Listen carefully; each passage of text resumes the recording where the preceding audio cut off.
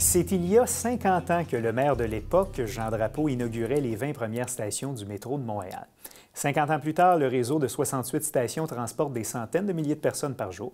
Alors, pour revisiter la petite et la grande histoire de notre métro, nous recevons un passionné de l'histoire du métro, qui est aussi, son travail de jour, conseiller en affaires publiques à la STM, Benoît Cléroux. Monsieur Cléroux, bonjour. Bonjour. Bienvenue au Bulletin. Merci. Dites-nous, donc, il y a 50 ans, à peu près jour pour jour, on inaugurait le réseau du métro, mais c'est un projet de longue date. Ça faisait plusieurs décennies qu'on parlait d'avoir un métro à Montréal. Oui, lorsque le métro, justement, a été inauguré, et même quelques années plus tôt, quand les travaux avaient débuté, le maire Drapeau avait dit, donc, ça faisait 50 ans qu'on en parlait. Et effectivement, dès les années 1910, il y avait quelques projets de métro à Montréal.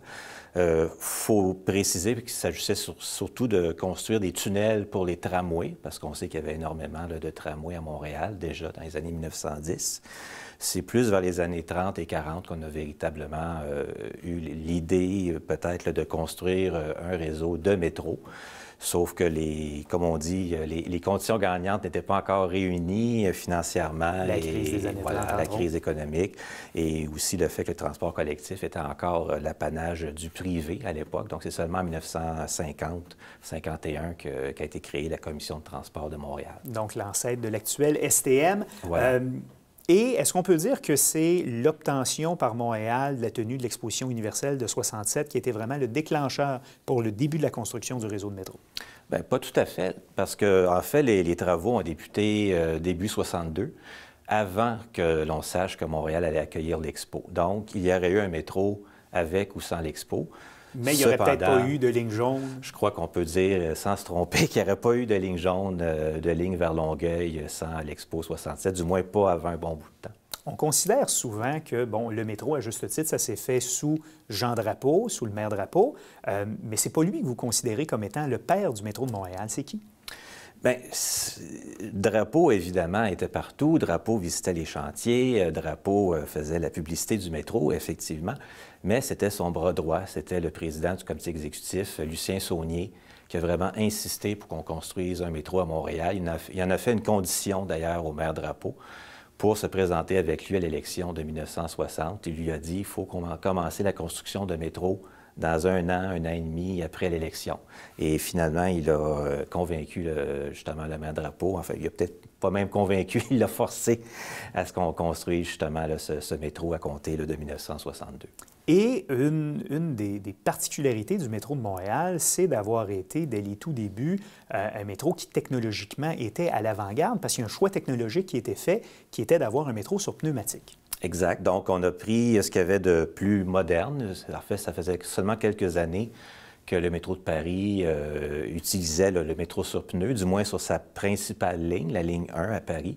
Alors, si c'était bon pour la plus grosse ligne de métro, une des plus grandes lignes de métro dans le monde, ça l'était sûrement pour Montréal. Et effectivement, ça a permis justement d'avoir un métro sur pneus, le fait d'avoir un profil en cuvette entre les stations, ça nous permet... C'est-à-dire qu'à partir d'une station, voilà, on descend et ensuite de ça, on remonte. Et on remonte, donc on évite là, les utilités publiques et on économise également là, pour ce qui est là, de l'électricité et tout ça, mais surtout, ça a permis également de construire le tunnel sous le fleuve pour la ligne jaune.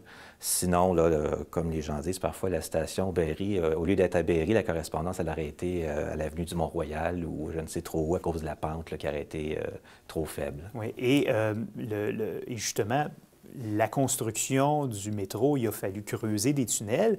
C'est particulier, on ne le sait pas, mais il y a quelque chose de spécial qui a été fait avec toute cette terre-là, tout ce remblai-là qui a été creusé.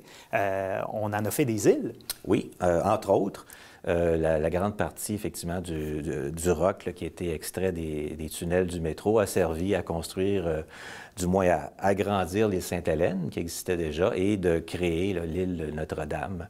Et bien, ça a servi également à d'autres endroits. On s'en était servi également pour remplir des bassins dans le Vieux-Port, et maintenant, on veut les revider à nouveau. Donc, voilà, publics, ouais. De toute façon, c'est ça, c'est l'histoire qui continue. Voilà. Et par la suite, il y a eu un autre prolongement qui est annoncé début des années 70, prolongement principalement vers l'est avec la ligne verte.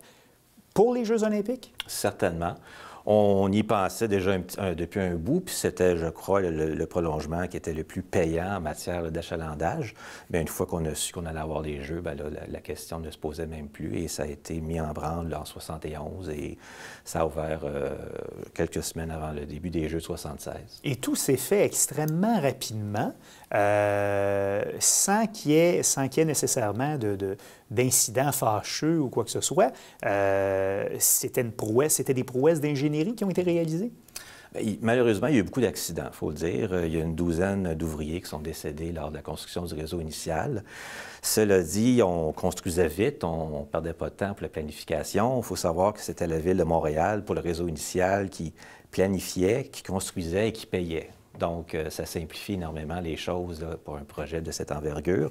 Le budget initial de 213 millions de dollars a été respecté. Pour les prolongements, bien, malheureusement, c'était un petit peu plus compliqué parce qu'il y avait le gouvernement du Québec également. Il y a eu la création de la communauté urbaine et il y a eu l'inflation, le choc pétrolier, tout ça. Donc, malheureusement, là, ça a été moins agréable que pour le réseau initial. La croissance a été plus au ralenti. Il a fallu attendre la première décennie des années 2000 là, pour avoir des stations à Laval. Si on le compare, en terminant, si on compare notre réseau de métro par rapport à d'autres réseaux dans le monde, ses principales qualités? Bien, c'est une des grandes forces du métro de Montréal, c'est que toutes les stations sont différentes et qu'on y a intégré beaucoup d'œuvres d'art.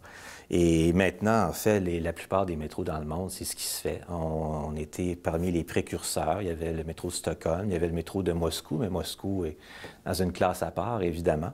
Mais on a été parmi les premiers, justement, à faire en sorte que le métro soit plus qu'un moyen de transport, que ce soit presque un musée, et à tout le moins que les gens soient contents, heureux de prendre le métro quotidiennement. Et c'était tout à l'honneur de Montréal d'avoir pavé la voie à d'autres métros. Donc, c'est une belle fierté, encore 50 ans après son inauguration, que le métro de Montréal.